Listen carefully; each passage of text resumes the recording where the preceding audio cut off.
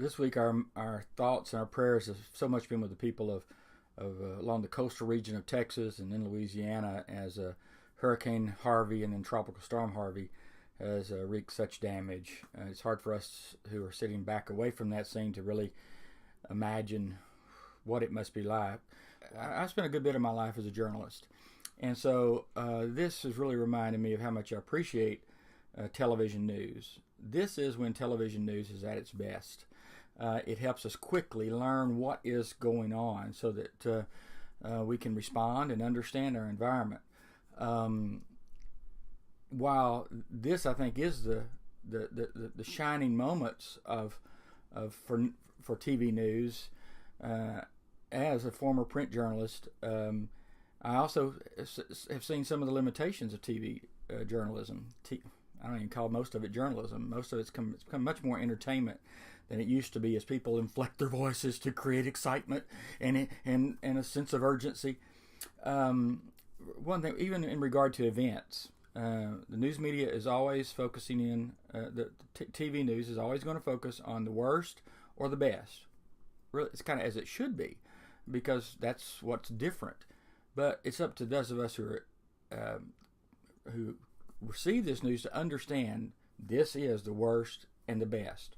I have personally covered the aftermath of floods, tornadoes, hurricanes, and it's so much different when you're actually on the scene of a situation. Now, floods and hurricanes are different than tornadoes because it is so widespread.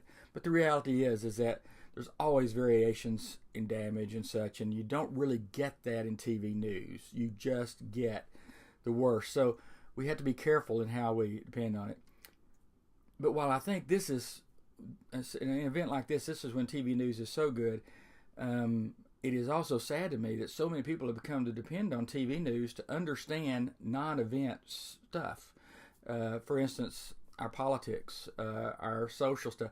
It takes words that are more thoughtful and that are more deliberated over more to really understand the complexity of some events.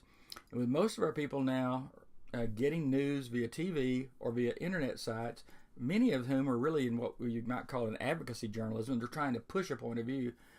This really makes a real challenge for us to understand this culture in which we seek to minister as Christians.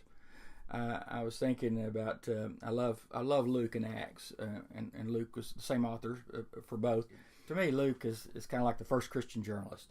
He's talked to eyewitnesses. He's really doing his best to convey what actually happened in more detail than what had been shared before. I really think it's important that if we're going to minister in this cultural environment, that we try to understand better.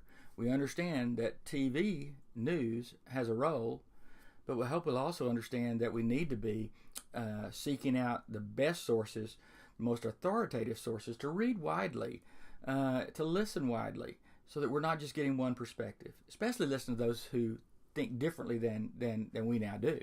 And so that's one of the things I thought of this week in the aftermath of Harvey. And I'm so thankful for TV news now, that these reporters are helping us to understand and respond. But I also hope that we'll all understand the limitations of TV news. This is when they're at their best, and we're thankful for them. Have a good day.